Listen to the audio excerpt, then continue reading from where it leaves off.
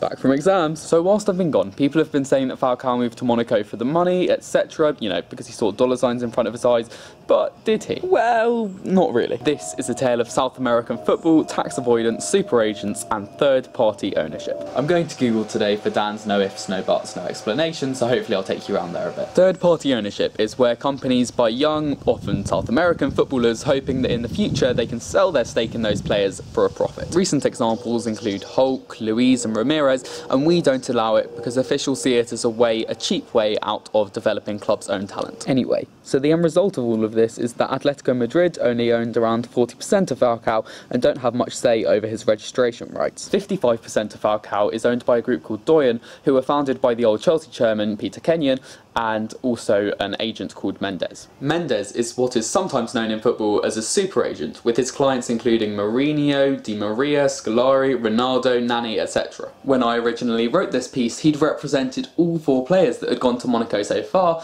that is Rodriguez, Moutinho, Carvalho and Falcao. He's a very influential man in football, and to some extent he decides where Falcao goes. So Falcao is on a wage of over £150,000 per week, and coupled with the £50 million fee that the Doyen Group want, the list of clubs that he can really go to is quite small. Of the super rich clubs, most already have enough strikers or aren't willing to pay his wages, which is supposedly the problem at Stamford Bridge. Here's where Monaco step in. The Principality of Monaco currently has no income tax, so if I earn £10, then I don't give any of it to the government. They were also bought by a Russian billionaire a little over a year ago, and these 2 factors point to why Monaco is the only real option for Falcao. In order to pay Falcao his huge net wage, Monaco would only have to pay the same gross wage, whereas a club like Chelsea, because of UK income tax, would have to pay a higher net wage, so that when you take away tax, it comes to the same amount of money for Falcao. And when you consider the context, Monaco are a recently promoted club without much financial restriction, whereas Chelsea are a Champions League regular who are about to enter an era of financial fair play. Depending on how committed Platini will be to the FFP rules,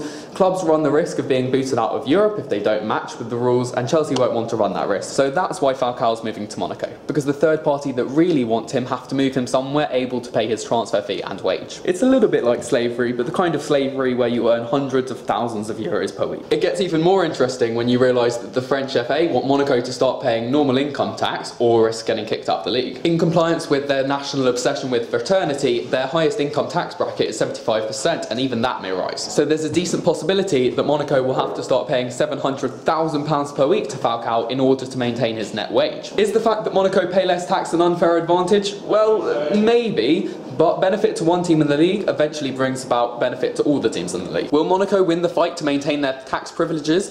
If so, will they still pay Falcao's huge net wages? Time will tell. So we've got Joel here showing off. We don't want to give anything away in terms of what his favourite shirt is, so I won't show you any more there. We've got Ollie the presenter, who's very excited. Just come out of makeup.